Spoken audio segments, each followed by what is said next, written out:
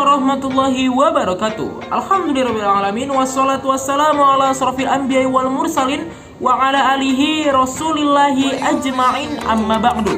Puji syukur tak bosan-bosan kita ucapkan kehadirat Allah Subhanahu wa taala yang mana pada hari ini kita masih berikannya nikmat iman, kesehatan, nikmat Islam serta kesempatan untuk hadir dalam ruangan YouTube yang insya Allah barokah ini. Dan juga tentunya tak lupa salat beriringkas salam kita hadiahkan kepada junjungan kita baginda ruh Nabi besar Muhammad sallallahu alaihi wasallam. Allahumma sholli wa sallim wa barik alaihi. Semoga kelak kita mendapat syafaat dari beliau di hari kiamat nanti. Saya M. Ardiansyah Wibowo sebagai moderator pada hari ini. Kami dari kelompok 11 akan menjelaskan mengenai karya ilmiah, karangan ilmiah.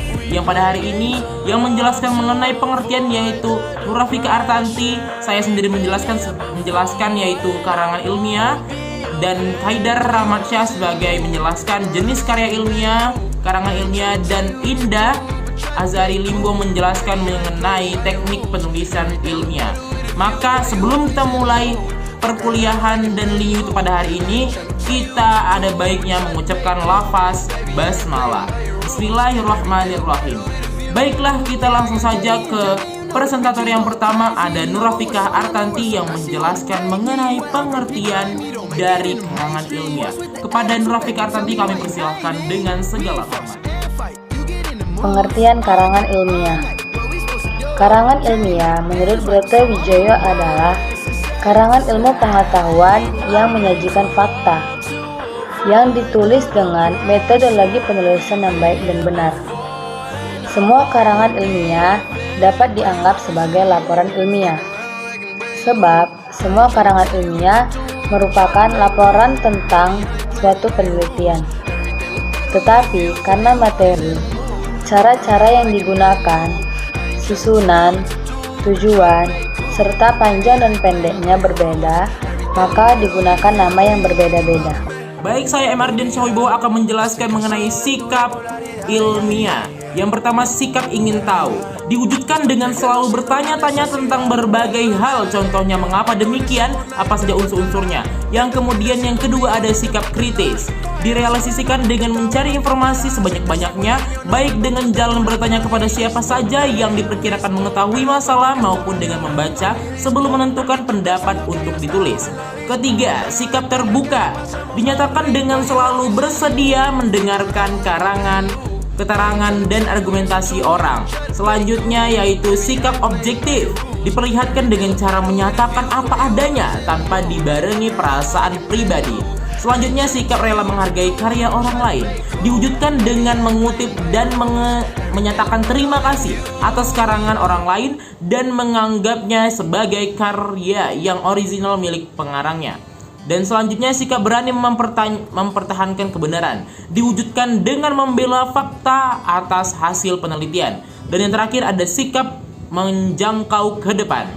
Dibuktikan dengan sikap futuristik, yaitu berpandangan jauh, mampu membuat hipotesis dan membuktikannya, dan bahkan mampu menyusun suatu teori baru.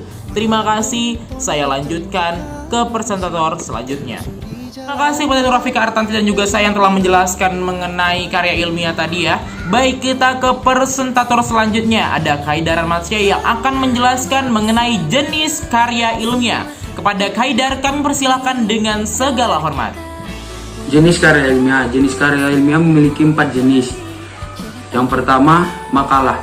Makalah merupakan naskah yang sistematik dan utuh yang berupa garis-garis besar mengenai suatu masalah dan ditulis dengan pendekatan satu atau lebih disiplin keilmuan tertentu, baik itu menguraikan pendapat, gagasan, maupun pembahasan dalam rangka pemecahan masalah tersebut.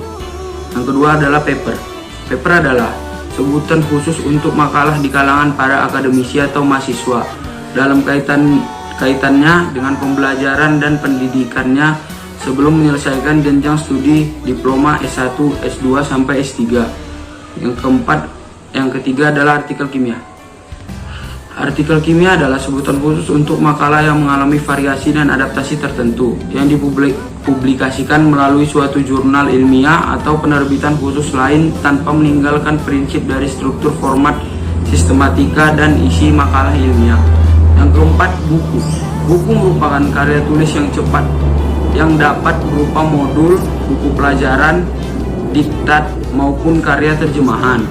Sebagai karya ilmiah, kerangka sajian isi buku harus memiliki kebenaran ilmiah. Terima kasih kepada Kak Haidar Ramadsyah yang telah menjelaskan mengenai teknik penulisan ilmiah. Maka selanjutnya kita ke presentator yang terakhir, ada Indah Azari Limbong yang akan menjelaskan nih mengenai teknik penulisan ilmiah. Kepada saudara Indah Azari Limbong kami persilahkan dengan segala hormat. Di sini saya akan menjelaskan sedikit mengenai teknik penulisan ilmiah. Yang pertama adalah penggunaan bahasa. Bahasa yang digunakan dalam penulisan karya ilmiah adalah bahasa Indonesia yang baik dan benar. Isi yang disajikan secara formal dengan bahasa yang tepat, tidak berbelit-belit dan menuju kepada persoalannya langsung. Untuk itu diperlukan bahasa yang lugas dan menggunakan ejaan yang berpedoman kepada EYD. Yang kedua adalah teknik pengutipan atau cara merujuk. Secara garis besar, ada dua cara pengutipan yang dilakukan dalam penulisan karya tulis ilmiah, baik dalam bentuk buku maupun bentuk lain yang dipublikasikan di majalah, yaitu kutipan langsung atau kutipan tidak langsung. Nah, yang ketiga adalah teknik penulisan catatan kaki atau footnotes. Catatan kaki atau footnotes adalah salah satu dari teknik penulisan yang berfungsi untuk menandai identitas sumber data. Selain itu, footnotes juga dapat digunakan untuk memberikan keterangan tambahan tentang suatu subjek atau persoalan yang tidak mungkin dijelaskan di dalam body text, namun masih sangat berkaitan dengan persoalan yang dibahas tersebut. Penjelasan seperti itu baru ditempatkan pada footnotes, karena jika dituliskan dalam body text akan mengganggu alur pembahasannya. Dan yang terakhir adalah teknik penulisan daftar pustaka atau bibliografi. Semua sumber yang digunakan sebagai rujukan dalam penulisan karya ilmiah dimasukkan ke dalam daftar pustaka atau bisa disebut dengan bibliografi. Mungkin hanya itu saja yang bisa saya sampaikan. Sekian, terima kasih. Terima kasih kepada Indah Azari Limbong telah menjelaskan mengenai teknik penulisan ilmiah.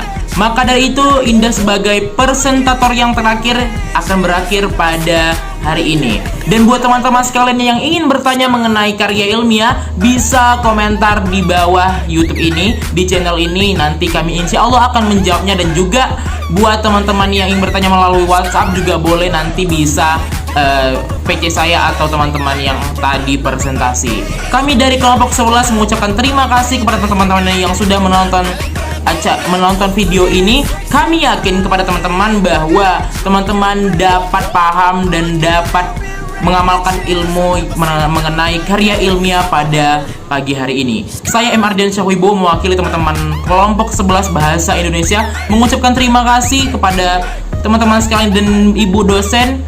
Kami akhiri dengan hamdalah, alhamdulillah, wassalamualaikum warahmatullahi wabarakatuh.